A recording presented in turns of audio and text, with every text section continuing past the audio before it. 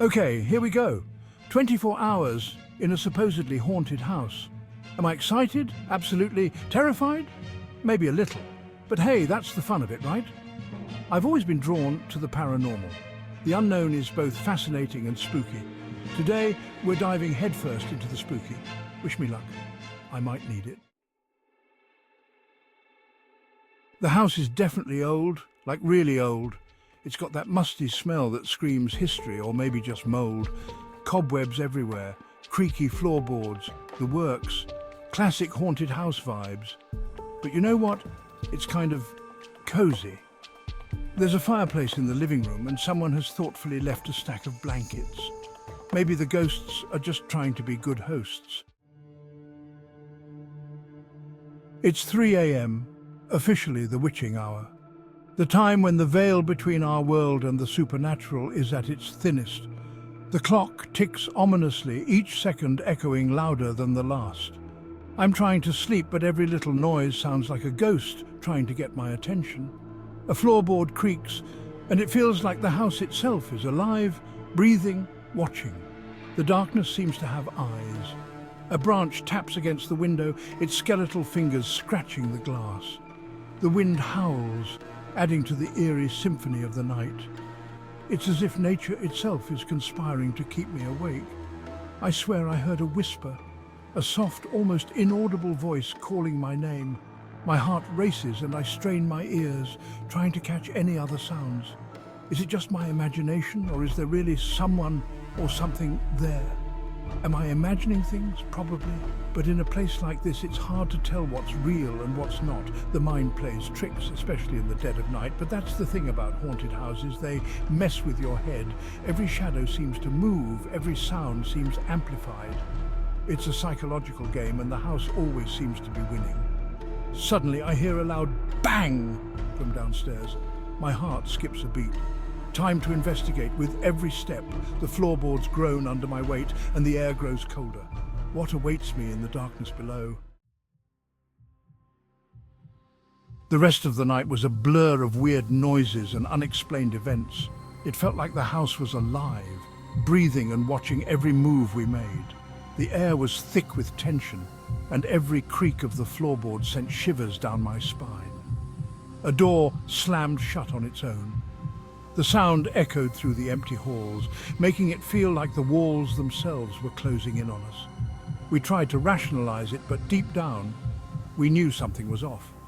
A book flew off a shelf. It wasn't just a gentle fall, it was as if an invisible hand had forcefully thrown it. The pages fluttered open, revealing cryptic symbols and ancient texts that seemed to whisper secrets from another time. My flashlight kept flickering, even though the batteries were new. The beam of light danced erratically, casting eerie shadows that seemed to move on their own. It was as if the darkness was trying to consume the light.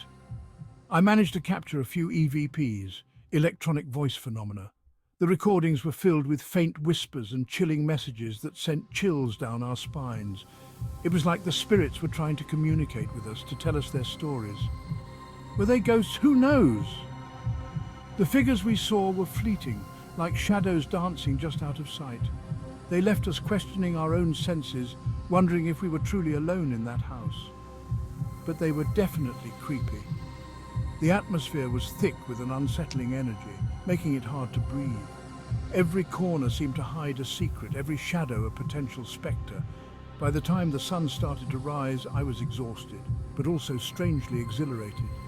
The night's events had left me drained, yet there was a sense of accomplishment, of having faced the unknown and come out the other side. The haunted house had tested our courage, and we had survived its trials. Seeing the first rays of sunlight streaming through the dusty windows was like a breath of fresh air. Suddenly, the house didn't seem so scary. The light brought a sense of warmth and comfort that had been missing throughout the night. It was as if the house was revealing a softer, more welcoming side of itself. It was just an old house, with its own unique history. Each creak of the floorboards and every whisper of the wind through the cracks told a story of its own. The house had seen generations come and go, each leaving behind a piece of their lives. As I packed up my gear, I couldn't help but smile. The experience had been more than just a test of courage. It had been a journey through time. I felt a connection to the past, to the people who had once called this place home. It had been an intense 24 hours full of chills and thrills, the adrenaline rush of exploring the unknown, the eerie silence of the night and the occasional unexplained noises had kept me on edge. But now, in the light of day, it all seemed like a grand adventure. But I had faced my fears, and I had lived to tell the tale. The haunted house had tested my limits, but it had also shown me the strength I didn't know I had. As I stood there, reflecting on the experience, I realized that sometimes the scariest places can teach us the most about ourselves. So what did I learn from my 24-hour haunted house adventure? First, fear is often just our imagination running wild. Second, even the spookiest places can have a certain charm.